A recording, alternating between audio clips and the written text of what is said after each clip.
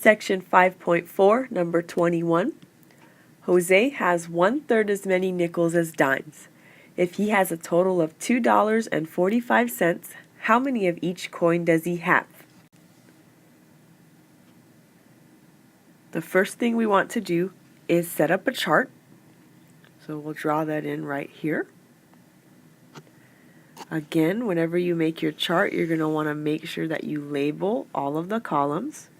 So the first thing I'm going to do is talk about the type of coin that he has, the number of coins, the value of a single coin, and then we're going to have the last column be the total value. Let's remember the equation that we use usually multiplies the number of coins times the value of a single coin to get the total value. Since we have two types of coins that we're talking about, we're going to make two rows. So let's fill in. Maybe the top row can be nickels, and the bottom row can be dimes. And I always go to the easiest column I can think to fill in first. So that is going to be the value column of the value of the single coin. So I know that nickels are worth 5 cents and dimes again are worth 10 cents. So the main problem we're going to have to decide before we're allowed to fill out the total value column, we're going to have to figure out what to put in for the number of nickels and the number of dimes. So I'm going to go back to the problem where it says Jose has 1/3 as many nickels as dimes. So I have to read that a little bit more carefully. I may want to come up with some concrete examples on the side to help me understand this. I go with my trusty chart. He's comparing the number of nickels with the number of dimes. So again, I'll kind of set up a quick concrete example right here. And usually I want to try to determine for myself, does he have more nickels or more dimes? When I see the 1/3, I'm noticing that that's a fraction, so they're saying 1/3 as many nickels as dimes. I'm going to assume that that means that Jose has more dimes. So sometimes I mark it right by the dimes so I try to understand. And then what I'll do is try to come up with concrete example. For example, if he has 9 dimes, then 1/3 as many nickels would be 3. Or if Jose has 24 dimes, then 1/3 as many nickels would be 8. So I'm trying to figure out what I did to the dimes part to get the nickels part. So I will look at maybe calling dimes, the number of dimes D, and trying to understand how did I get 9 to turn into 3. I believe I multiplied 1/3 by it. So we should have 1/3 D. So I'm going to fill that in the number part of the chart. Dimes would be D, and nickels would be 1/3 D. So now I'm ready to fill in my total value column. And we'll notice that this is where our equation is going to come from again. We're going to multiply 1/3 D times 0.05.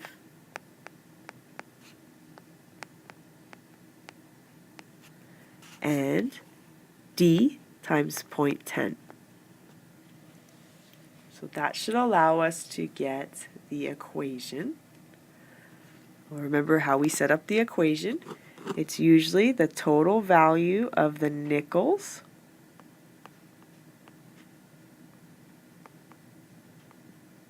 plus the total value of the dimes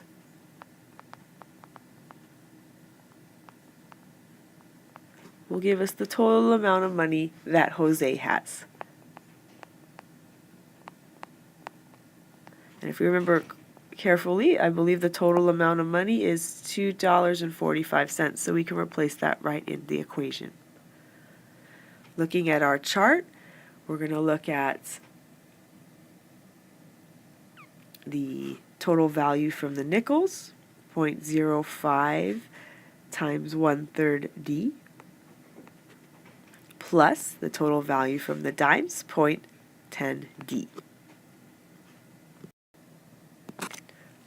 Our next step is to solve this equation, and we're going to want to go through the equation solving strategy we learned in Chapter 4. I notice that I have a fraction in my equation, so I'm going to multiply both sides by the LCD, which is 3, so I can get rid of the fraction. So if I multiply 3 times 0.05 times 1/3 D, I notice that that's one whole term. I can multiply the 3 with the 0.10 D, and multiplying the 3 times $2.45, and I'll actually use a calculator for that. So that gives me $7.35, and I'll try to simplify the part on the left-hand side. We'll notice that the 3 will cancel out with the denominator of the 1/3 D, so we are left with 0.05 D plus 3 times 0.10 D should be 0.30 D to equal $7.35. The next thing we're going to do is combine like terms. So that is 0.35 D to get $7.35. And then we're going to divide both sides by 0.35.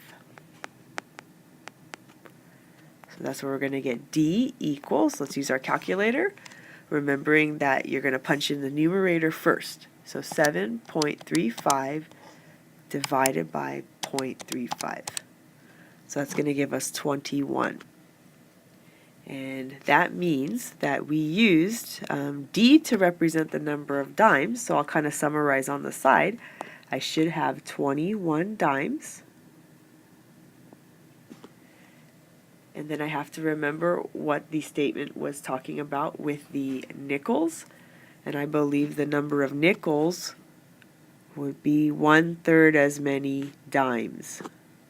So we're going to take 1/3 and multiply it by our number of dimes, which is 21. And 1/3 of 21 gives us 7. So then we can figure out that we have 7 nickels.